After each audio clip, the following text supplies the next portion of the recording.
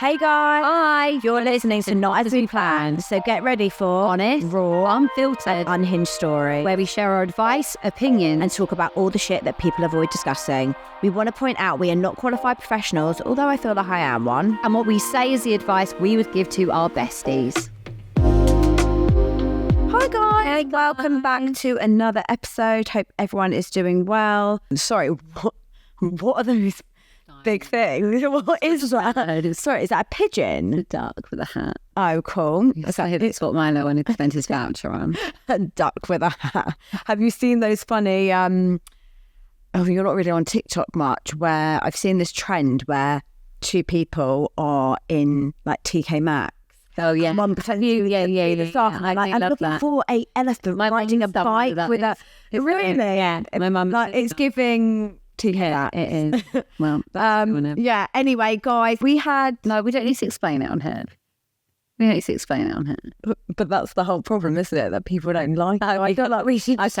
No, but what I really wanted to touch on very quickly is we had a negative review on Apple, and we are all for constructive criticism. Like, no one's perfect. Rather you message us and put it on Apple. Yeah, but like, basically she was saying that she feels like since we've had Patreon, we pretty much just use these episodes to advertise Patreon. And what I think that we both really want to express is, I don't think people understand the work that goes behind a podcast and the money that goes behind a podcast. We spent over a year putting our hands in our pockets to produce, to edit, to deliver a podcast. So a whole day's work, childcare when, you know, the kids weren't in nursery, like, and I just think that, you know, we're really passionate about this, and that's never ever going to go anywhere. Like, that is why we do what we do. We love helping others. It's been therapy for us.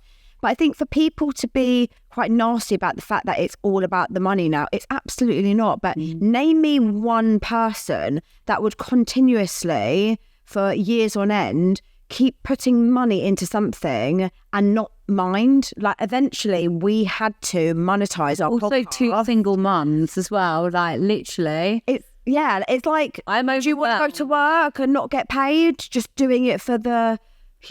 Be a good person. Just go to work, do your job, be a good person. So look, we understand that some people might get frustrated when we decide to talk about something on Patreon, but we do also actually charge a lot less than a lot of other podcasts as well. And also, I just think at the end of the day, like, we are here to not only share our advice and want to build this community, but we are also here to do a job, and we just don't want it to ever take away that authentic, raw feeling that I don't think it ever has. Like, we don't sit here and say, really sorry guys, like, we're no longer going to do 3 episodes. If you want us now, you've got to pay. Like, that will never ever happen. But there also does need to be bonuses and benefits for the people that pay. It's £1 a week, you know, and it sort of is what it is. And we're not going to apologise. Yeah, if you feel angry about that, I'm sorry that you feel that way, but we're not going to stop doing what we're doing because it's allowing us to put on events. We have really, really big plans for 2025, and without Patreon, we wouldn't be able to do that. So yeah, thought I'd quickly touch on that. But go and leave a positive review, and if you could leave a 5 so we can up that average back up, because that's anyway, update. I know that you're struggling with the sleep. Yeah, and just January blues. I have. Yeah, I've got the January blues. I've had like a few health concerns. I feel like I've been back and forth to the doctors 100 times. I've got personal stuff going on, like in regards to that. I've got like financial stresses. I've got going through a divorce. Like, you know, it just gets a lot. And then on top of that, like, Milo's sleep's just been nutty. Like, I moved him from a... has it been since he's moved to a bed? Yeah. And I said to him, I'm tempted to put the sides back up, but it's like this new thing, like my duvet's gone wrong. So did he have a duvet in his room? Yeah, it's exactly the same. It's really annoying. Why are you being annoying? When I say it was literally like 6 times in a night, and like, I'm the kind of person, I struggle to sleep anyway, and I struggle to get back to sleep whilst I'm awake, and it was just killing me. Anyway, I've used the weighted blanket for the last 2 or 3 nights, and it's definitely getting better. Like, last night was one wake up from him, but then Theo woke up. He said, Mummy, I can't sleep. So he came in with me, and then I'm getting kicked in the head, and You know, you're just like, I'm exhausted. Yeah. I'm over it. Can we have 2026 now? Nearly there. But yeah. Well, I did a little hard launch on my Insta, which was nice. And do you know what? I think like, you know what? Had any requests? Yeah, he's had quite a lot.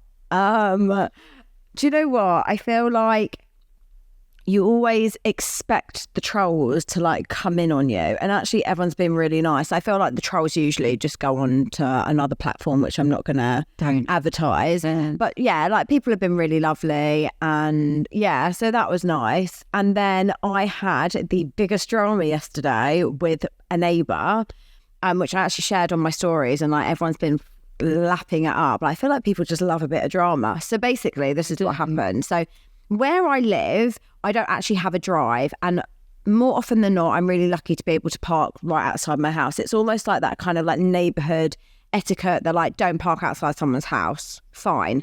But recently, because I'm trying to get my steps in the day when I don't have the kids, I've started parking in my car park space. I've got 2 car park spaces like around the side of the house. Oh, okay. So when you drive into me, if you take a right, there's space in there. So my neighbour's got 2 spaces, I've got 2 spaces, and then another house. I only have one neighbour, so this is a house somewhere else in the development has 2 spaces. But I've always noticed that not my neighbour that lives next to me, but this other space always parks like their wheels are in my space. So they literally like the line is like in the middle of their car. Right. So so they're always in my space. So I've left a note on their car like quite a few times. I've taken photos of it and put it on our Facebook group. So I'm on a development, and they always do it, but I don't know where they live. So the other day when I wanted to park there, I had to end up parking way over into like, well, I had to park in my second space because they were literally in my space. I thought, I'm sick of this. I'm putting a note on their car again. I put a note on their car and I literally just said, please can you make sure that you use the lines and stay in your bay because you're in my space. So anyway, when I went back to my car a few hours later, the note was back on my car and they had moved. But when I say they moved, their wheels were like just by the line to a point that if I parked in the space next to them, I wouldn't be able to actually use my door. Mm-hmm. So I parked there because just to make a point, because they park into the space, so they have to use like my side. So I parked there and used the passenger door just out of pure like pettiness. It's my space. Like, don't fuck me off, okay? Anyway, next day they're in my space again. So I'm like, fuck this. I'm going to go and find them. So who has the time? So it's fucking principle. Like they have 2 spaces. Like, why are you using mine? Like, you have their own. Yeah. That's weird. It's so unnecessary. I got it on the first knock. The first door I knocked on, it was his car. How did you get? So I'd spoken to my neighbour about it, and she was like, I'm pretty sure it's one of those houses there. So I just went to the first one because it was so ballsy. It was the house nearest to the car. I am so not that person. I knocked on the door. This man opened. I was like, hi, by any chance, is your Audi the one parked around the side? He was like, yeah. I was like, I'm just a bit confused because you're in my space again. I left a note on your car yesterday. He was like, oh, well, it's never been a problem before. And I was like, but I left a note on your car and you're back in my space and you have 2 spaces. He was like, well, it's not actually your space, is it? And I was like, sorry, what? He's like, it's not actually your space. Like, no one ever uses it. Our landlord has told us that that's free for anyone. I was like, no, it's very much my space. He's like, no, it's not. I was like, would you like the deeds to my house? Would you like the blueprints? Would you like me to show you that those 2 spaces are mine? And he was like, not really, no. And I was like, I don't need to like be having an argument with you about whose space it is. You have 2 spaces. I have 2 spaces. You use yours and I use mine. And that needs to be the end of it. And he really sarcastically was like, okay, thank you. So I was like, you're welcome. And I left. Anyway. Did you say that like that? Yeah, because he did it. I didn't. I was like, ugh. Anyway, like minding my own business, eating my lunch at home. There's a knock on my door. I'm like, who's that? Anyway, open the door. And there's this just woman standing there. And I'm like, hi. She's like, hi. So like, you were like just like rude to my husband. And in my head, I'm thinking like, are you here to save the day for him? Like, is he crying?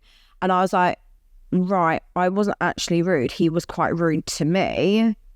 And then I was rude back. She's like, look, we don't have to be children about this. I just wanted to talk to you about the space. I was like, right. She was like, we've been here for a year and there's never been a problem. And I was like, well, actually, like, I have taken multiple photos of your car. I'm assuming you're not on the Facebook group, but you keep parking in my space. She's like, I don't really see the problem why we can't just park slightly over in your space.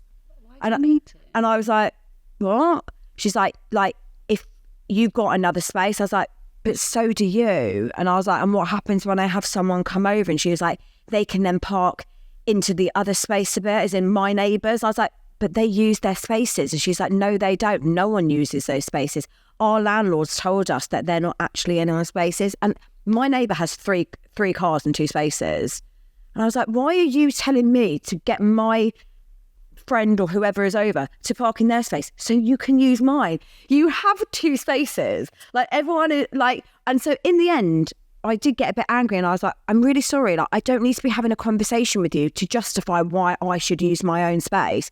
What happens when my boyfriend comes over and we can't fit in the spaces and everyone's parked at the front and I've got nowhere? And she was like, look, I'm really happy you have a boyfriend now.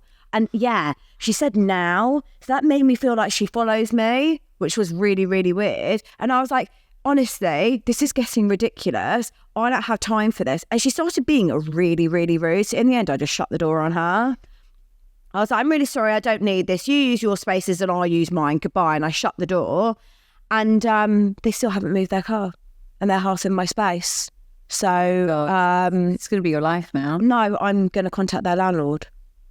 At the end of the day, like they're telling them misinformation. It's irrelevant. I have told you not to park in my space. Even if they had 1 space and 2 cars, that's not my problem. No, I agree. Do you know what? I can charge you and you can use my space if you really want it. But I don't understand how they have the audacity to stand at my doorstep telling me that I should let them park in my space. What? Make sense. So nice. The whole episode isn't going to be about parking space. Anyway, that was my drama. To be continued, because when I go home, I'm going to walk past their door. I think we need an email. Walk past their door to just find the number house and get their landlord details. Okay. So watch this space, guys. And if she's following, hi. Sordid sexting scandal. Oh dear. Hi, ladies. First of all, a huge thank you for literally being a huge lifeline to myself and so many others going through some of the worst times of my life. I relate to you both so much in your listener stories, and to just know I'm not alone has given me so much strength. Everyone says this, but apologies for how long this is. My love life has been somewhat of a train wreck. December 2021, just after Christmas, after 6 months or more deciding and coming to terms with the fact that my marriage was over, and after one final Christmas as a family, I walked away from what was a loveless, abusive, toxic relationship that I'd been in for the best part of 20 years. Wow. Good for you. Totally relate to grieving a relationship while still being in it. After years of emotional abuse, calling me horrendous names, cheating, even whilst I was 7 months pregnant with our second child, which he pushed to have when I wasn't ready, I was the shell of myself and lost. I too felt like a single parent within my marriage. And that mixed with my eldest daughter having autism and the high possibility of my son having ADHD, it's been a huge battle. And I'm not ashamed to say I struggle at times. I'm still in therapy for domestic abuse and do hypnotherapy too. 4 months later, and much quicker than planned, I met someone who I thought was amazing. We had so much fun together and he gave me so much of the love, support and attention I'd been lacking in my marriage, and the chemistry and sex was incredible. Little did I know, this was probably love bombing and mirroring. A few months in... Mirroring? I don't know. You should have a look. I don't think I've ever heard that terminology. Mirroring. I mean, I guess it's maybe like they just do what you do. Matching someone's behaviour, whether it's their voice, their words or their non-verbal cues. A few months in, and I had been sent messages from his ex saying he was incredibly abusive and a cheating narcissist, followed by messages whilst we had been together of him being inappropriate and flirting with other women. I confronted him and he said his ex was crazy. They always are, aren't they? Who made them crazy? And did this with everyone he dated. Huge red flag, I now know. He apologised about the messages, but said at the time he had felt that I was going off him and he was stupid to seek validation from elsewhere, and that he should have spoken to me instead of doing something so stupid. You know, that's such a gentle gaslight. That you don't even realise. Yeah, like, I thought that you were going off me, so I went and seek validation elsewhere, like trying to justify that behaviour, but putting it on you, but only so small. Like, I don't think you actually realise it in that moment, because then you Probably start not when you're in, like, oh shit, maybe yeah. Hate that. I forgave him eventually, with him being fully aware that this was unacceptable and I wouldn't tolerate anything like it again. For a while, things seemed great. He got rid of any woman I was uncomfortable with on social media, and we built the trust back up. He eventually went on to meet my kids later on down the line, and they clicked, and I was so happy to finally have that family unit I'd always wanted with such a helpful, supportive man. Or so I thought. 2.5 years into our relationship, I was having a bad time with my ex-husband, trying to force the sale of our jointly owned home, in mediation for this and going through a diagnosis of ME, chronic fatigue syndrome, most likely caused from ongoing abuse I suffered in my marriage.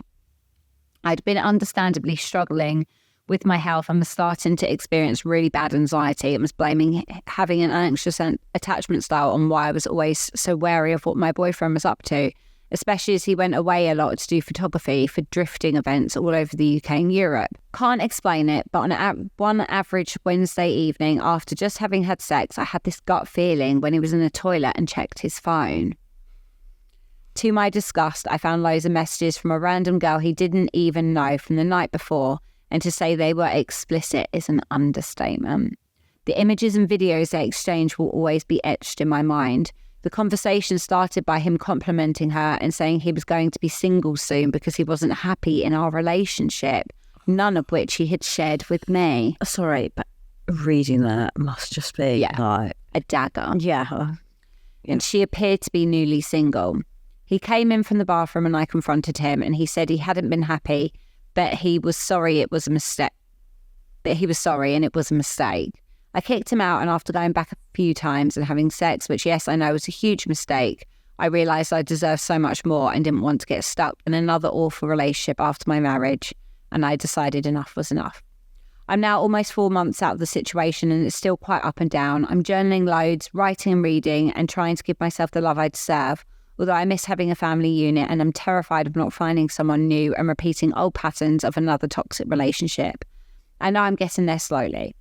My main concern is how bad, particularly my youngest boy, is struggling with not having my boyfriend around. I'd hoped by now that they had all forgotten, but he was such a big part of their life too, which was his choice, as he wanted to be really involved with them, which I obviously leapt up at the time. My son asks about him all the time and says regularly that he's sad because he still wants to see him. Being only 5, I've just had to tell him that he will understand when he's older and that it didn't work out with us. Sometimes it's like he blames me for no longer being able to see him, so I told him that my ex-boyfriend really hurt mummy's feelings, so we can't be together. But he just says he's apologised, so can't he come back? I struggle so much with my children hurting over this, and I find it so hard because I brought this guy into their life and he has left not only me, but my children broken, and for a mum that hurts so much more than any pain he caused me. I'm not sure how else to handle when he brings his name up in conversation, so any advice on this would be helpful. Thank you, and sorry for the novel. Please keep me in. One thing I would quickly say, you know how you said that you were a bit worried that, like, you know, that you may not find someone, but then if you do, you don't want that, like, repeat of that toxic relationship. It really sounds like you're doing the work at the moment. And I feel like as long as you, like, really do the work in the right way, and then you start dating and trying to meet someone for the right reasons, don't ever do it because you're desperate for that family unit, because that's when you end up, like, settling or sort of, like, missing those red flags. Your standards are slightly lower, like rose-tinted glass. Yeah, I know we've always said, like, you don't have to be 100% healed in order to start dating. But I think one of the mistakes that I don't want to say mistake because that's harsh, but something that I did looking back when I dated my ex-boyfriend was I was very, very unhappy on my own. And once he met my children, I did see him as this sort of, like, saving grace that he would, that, like, he would be able to be with me when I had the kids, because I had extreme anxiety when I was on my own with my children, like, almost used him as a comfort. And then when he wasn't able to be there or he wasn't supportive enough, it really put a strain on our relationship. But looking back, I put way too much pressure on him fixing my situation. And it is giving that a bit. I think you're like really wanting that family unit, which is so valid. But I think as long as you really make sure that when you start dating, it's not to fill that void of a man missing in your life for your family. Do you know what I mean? I feel like as well, like it sounds like your marriage was pretty horrendous, and it sounds like you've probably still got a lot of trauma, and I understand like the kind of like accepting it's over whilst you're in it, because I certainly had that. And I know you said you struggle with the kids, and I think it's a really important time to actually pour into your kids and spend more time with them and try and get, because I remember when I was on my own for the first time, and I remember suddenly feeling like, well, there's all these things I can't do anymore. And so very, very early on, like within month 1 or 2, I started doing the things that I thought were going to hold me back. So days out, because you don't do those things that much on your own when you're in a marriage. Oh, I did, but no, not you tend not to. Yeah. Then it was a night away. Then it was a weekend away. Then I took them on holiday, and all the things that I felt like I was reliant on someone else for, I did. And now I feel like me being on my own with my kids and doesn't scare me. And I think that's actually quite a powerful place to get to. Like, I just feel like as well, I feel like kids are your only constant. They're the only relationship that you can guarantee on that you're going to have forever. And I mean, like no other person in the world, they might say they're forever, whatever, you might marry them. And I'm sorry to I'm not trying to put a downer, but I feel like your relationship with your kids is something you have forever. Do you know what I mean? And I feel like if you're not quite ready to allow someone into that, maybe work on that and work on strengthening that and make sure you're enjoying that part of it, because I know that really helped me, like with everything with my divorce. And I feel, I agree with that. And I also feel like I can see so clearly now, looking back, what different place I'm in now with me on my own with my kids to what I was like in that previous. I love my time with my kids on my own. I know not everyone gets that. And I'm not trying to say, oh, like I'm doing a better job or anything like that. But I think I got so uncomfortable with being like, I put myself in really uncomfortable positions so early on, because I was like, nah, this isn't going to change their life. Yeah. And I will always continue to do that. What she said about like her son, like constantly asking, to be honest, I did have that, and I found it unbelievably difficult. Rightly or wrongly, I did tell them that my ex moved to Australia.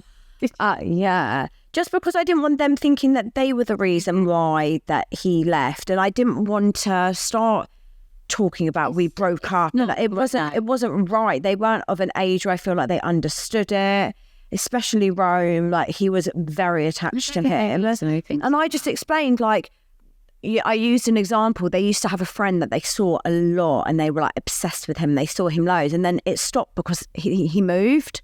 So I was like, you know how Henry moved? Like, unfortunately now he's moved, and so we're not going to be able to really see him anymore. And sometimes they'd mention him and be like, oh, can we see blah blah? And I was like, remember, he's in Australia. And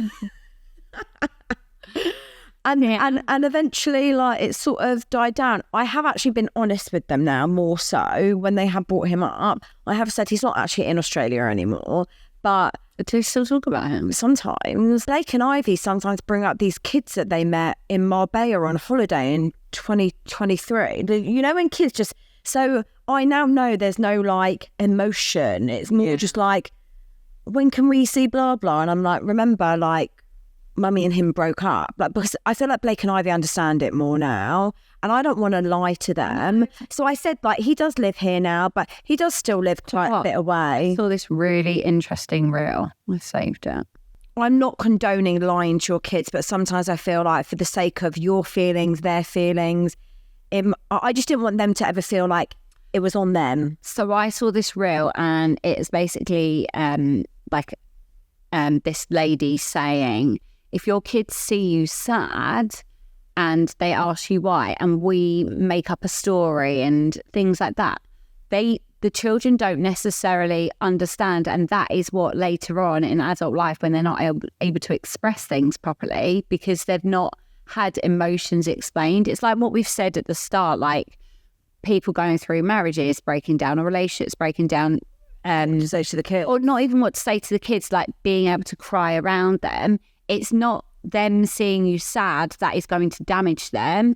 It's kids need a story to go with things. They want to know why you're feeling sad. So, you know, you don't have to get to the ins and outs of a heartbreak. Like, obviously, it's all age relevant, isn't it? But it could be, you know, mummy's feeling sad because, I don't know, I can't remember the ins and outs of it. But I think rather than saying, oh, mummy's not sad, and when they can see an emotion in front of them is more detrimental to a child's emotional development than saying, I am feeling sad. Yeah. It feels like crying. And I think I was always told to reassure them that they are not the reason, because I think kids are quite selfish in the way that they think that they are like responsible for a lot of stuff. So I remember I did absolutely cry in front of them when I had my breakup. When I had my divorce, like, I've cried in front of them loads, but it would be like, mummy's feeling really sad. I need you to know that this isn't about you, and actually me being with you is making mummy feel better. So can I have a cuddle? Yeah, and it's doing that. And I guess like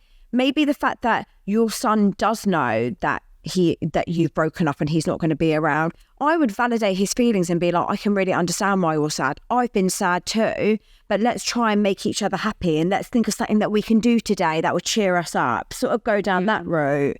But yeah, I hope that's helpful. And it sounds like you're doing really well. You're doing all of the right things. And I think focus on yourself. And when you do start dating, do it for the right reasons.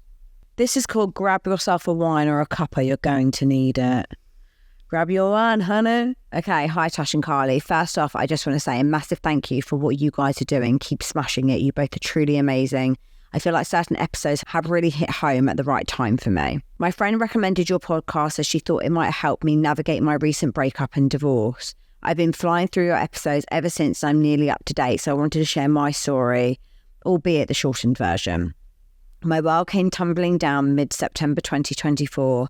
My husband and I had been having a rocky time of late, but put it down to our busy work life, 2 young children, and running our own business while both having full-time jobs. Even so much that at the beginning of August, I'd asked him if he was happy, as I wasn't. We had taken a 3-day break, which he came back from, saying how much he wanted our marriage to work and how much he loved me. In the 3-day break we had discussions about what we felt our marriage was lacking and how we were going to work around these. Surprisingly, not for him, it was the lack of sex we were having. Over the next 6 weeks, I basically offered myself on a plate at any given opportunity, but just felt something wasn't right. I questioned him. Was there someone else, in particular an ex who had recently started coming back to the gym we both worked at and I gymmed at? Would also like to state this ex-son goes to our school with our daughter, who he also kept bumping into while out with the children. He kept saying there wasn't anything. And then at the end of August, the day after our wedding anniversary, I visited my mum with the children, and on my return the following day, I just knew something wasn't right. The bed was how I left it. He never made the bed. Oh, so He didn't stay there. no, so he obviously usually makes the bed. I just knew something wasn't right. The bed was how I left it. He never made the bed. So obviously he usually makes the bed. I don't know. In the middle of the night, he received an email asking him to rate his stay from the evening before, the evening I was away. I woke him immediately asking what the hell was going on and who he had gone with, and he said no one, that he needed space as we hadn't been great. I said the bed wasn't slept in. The bed wasn't slept in. Oh, that makes me feel, oh no, wow. Also, if she's away, why is he going to a hotel? Well, I guess, I mean, is that respectful that it's not been done in their bed? No. I chose to believe him, thinking there would be no way he would cheat on me. Over the next 2 weeks, I kept pushing down the gut feeling that something wasn't right. I asked him many times about said ex, as she would be in the gym on her phone and she would put it down and he would pick it up, etc. How she's always where he was when he had the kids without me. He just kept telling me that I was being paranoid. Haven't heard that one before. Even so, right up to an hour before he told me he was having an affair, the words out of his mouth were, "You have to stop accusing me. It's not fair on me. You're making yourself ill. You have to believe me." What? Cool. When he finally admitted it, it turned out that they had slept together before I had told him I was unhappy at the beginning of August, that he had taken her away for the night after our 7-year wedding anniversary, which he had booked the day before our wedding anniversary, slept with her in the back of our camper van in the gym car, and more sickening, that he had arranged to meet up with her and our children and her children. I don't understand these people. Neither.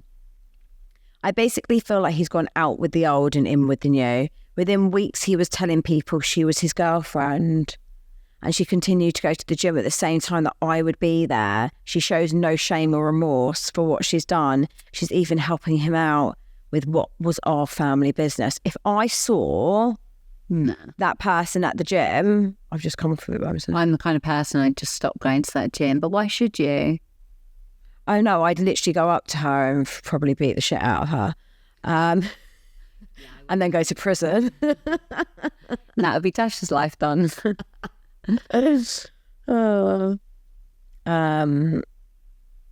I don't think he has ever said sorry without me prompting him, and I feel that he isn't.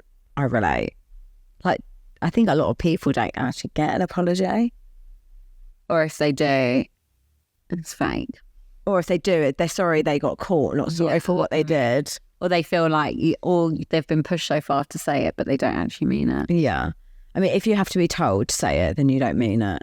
On the night I found out he told me he was in love with her, I know deep down that our marriage would not have seen the year out, but really wish he had the respect to walk away before doing the ultimate betrayal.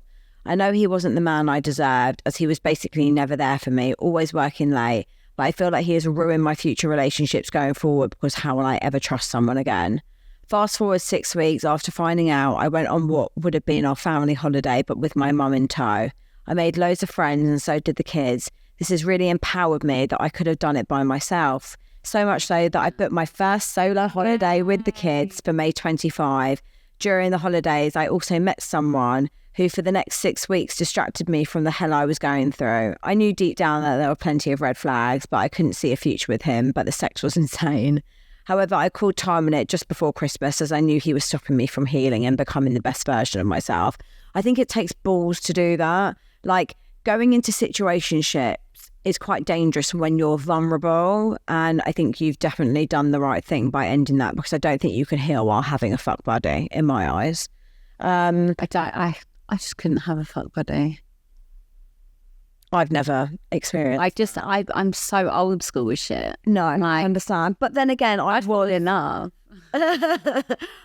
You know, I did date someone for a few months that I knew I didn't have a future with, but I think I needed that after being in a 17-year relationship. Yeah. Do you know what I mean? Anyway, I'm now in the process of buying my own house, joined a new gym. Husband has brought me out of our family business, taken the first steps to get some therapy, and planning a new future for me and the kids. I'm looking forward to what the new year is going to bring. Keep up the amazing work, ladies. I don't know what I would have done without this podcast. Do you know what? It sounds like you're doing really, really fucking well. You've also been really dignified. The fact that you have seen the woman that has had the affair with your husband and you just haven't done anything, like, good for you. Like, you're not in prison. Well done. You've been a lady. I think how lovely that you've booked a holiday on your own. Like, really, you're embracing it. And I think, do you know what? You said that you didn't think that your marriage would last, but you wish that he would have kind of like exited respectfully, and you feel like it's going to damage your trust. Don't let his mistakes ruin what you could potentially have with someone else. Once you've really done the work, you will understand that there are men out there that can be trusted, and he shouldn't ruin that for you. Yeah, 100%. Thank you for emailing in. Okay, this one's called Broken. Hi, Tash and Carly. Sorry for the long email. Please edit as needed. I'm halfway through the podcast. I did send you a brief email a few weeks ago, but I feel like I need to properly vent and get your advice. Your podcast has helped me so much in the last few weeks. I think you're both amazing and have shown it's okay to be vulnerable and hurt. Okay, I was married for 7 years and I left 8 months ago. I don't have proof that my ex-husband physically cheated, although my gut tells me he definitely did in the early days when he was working away. We were married in the November and I suffered a miscarriage in the January. I was broken. It took a long time to come back to myself. We both had a child each from previous relationships, so I had to get on. He went away for work and there were times I didn't hear from him for days at a time. When I showed my upset, he fell out with me. Forward to the April, I discovered he had been messaging a woman he had previously dated, given her all the affirmations that I craved and got very little of. They were planning to meet up, but he denied it happened. He broke me, but I forgave it and stayed. I feel so stupid now. The years rolled on, walking on eggshells constantly, affection and intimacy being withheld as he knew I'm a very affectionate person and needed intimacy. I felt like I was punished for times I didn't agree with him. Flash forward to the second child, our first together. He was 2 and my gut was at me again. It's always that gut feeling. I checked his phone and discovered he was on OnlyFans, messaging multiple women and being very sexual with them. Yet all I heard was that my drive isn't the same as yours. I forgave him again, feeling more stupid now. So he was on there watching and messaging, not actually. If you still don't understand not what men do. I guess there's different levels of what people do on there. But yeah, I think people like pay to. Is it like cam girls? Yeah, so I think it's like webcamming, but because I watched the like Olivia Atwood thing, so I think also some people do have like not relationships with people, but I think the more they pay, the more like one-on-one like messaging you get and stuff, and one-on-one webcam rather than like group. Do these men not just realise they're doing it for money though? But like I think that they don't. I think sort of men that are on that aren't looking for relationships. They're looking. It probably is a lot of them are like married men that like just are getting their fix. Okay, fast forward to our second child. He was 3 weeks old and that gut feeling came again. Oh my God. Snapchat XXX. Facebook, I don't know. Facebook messages with women and Telegram app hidden with hundreds of messages. Telegram. It's, I know. I've only ever used that with work stuff. But it is an app that people use for like... Oh, it makes me feel... So yeah, I know someone who caught their partner like cheating through Telegram because it's not. I guess it's a different messaging that you wouldn't look for. Right. We're not advertising how to cheat, guys. By the way, please don't use Telegram. I am broken again and only 3 weeks postpartum. Oh God! I asked him to leave, but took him back. This was in October, and by April, I decided I'd had enough after 6 weeks of no communication living in the same house. So in his words, I have obliterated everything. I feel stupid for all I put up with. I parented alone for all the years we were together. There are certain people who say he hasn't physically cheated. So what is cheating for you? How do I move on? We'll come back to this in a second. I had to move out from the home we rented as he refused. He does have them every second week, but refuses to do anything extra or help. No maintenance and refuses the same. Thank you. Keep at it. I love you both. Can I just say on the what is cheating? Cheating is anything that breaks trust, in my opinion. Mm-hmm. Like, I just always believe you should treat someone how you want to be treated.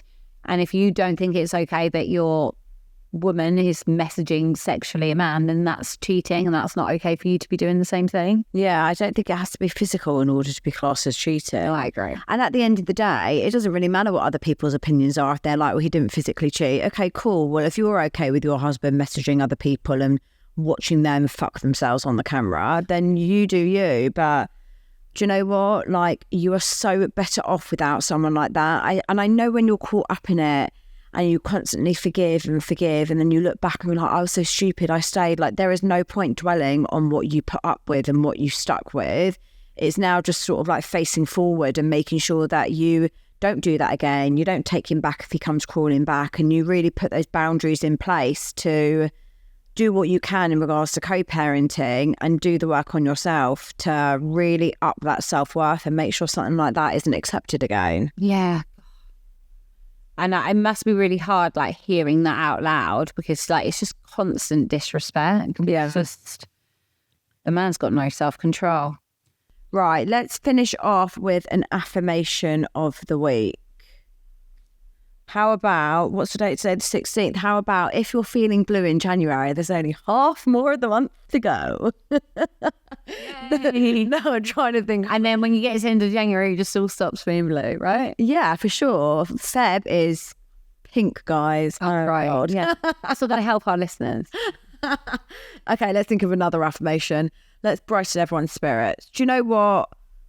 It's facing forward and realising that any shit that does happen or any situations that you're in that are not making you feel good, it's knowing that eventually you're going to look back and realise why they had to happen. And as one door closes, another one will eventually open and you'll be happy that the shit happened. There you go. Amen. We'll see. And if you park in my space again, I'm joking. See you next week, guys. Bye.